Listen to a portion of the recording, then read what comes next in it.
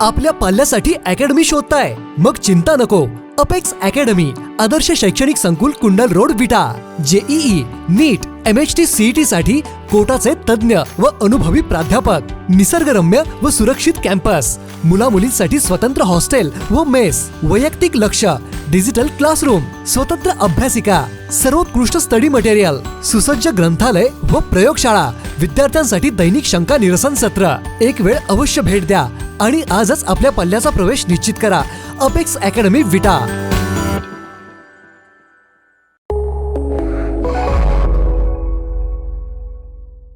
नमस्कार, मी मयुरी आणि आपण पाहत आहात 7 स्टार न्यूज.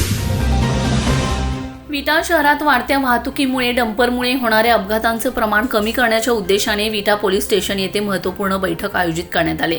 या बैठकीत डंपर वाहतुकीवर नियंत्रण ठेवण्यासाठी आवश्यक उपाययोजनांबाबत सविस्तर चर्चा देखील करण्यात आली.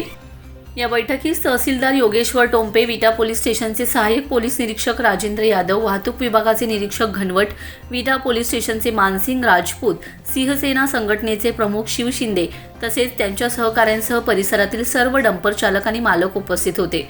बैठकीदरम्यान डंपर चालक व मालकांना काही महत्त्वपूर्ण सूचना देण्यात आल्या.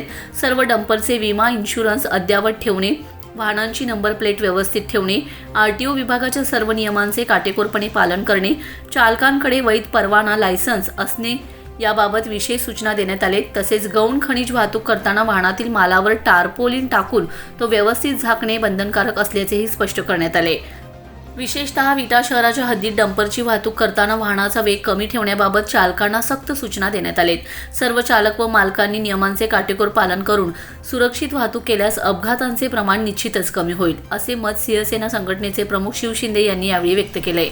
रमेश जाधव, 7 स्टार न्यूज, विटा.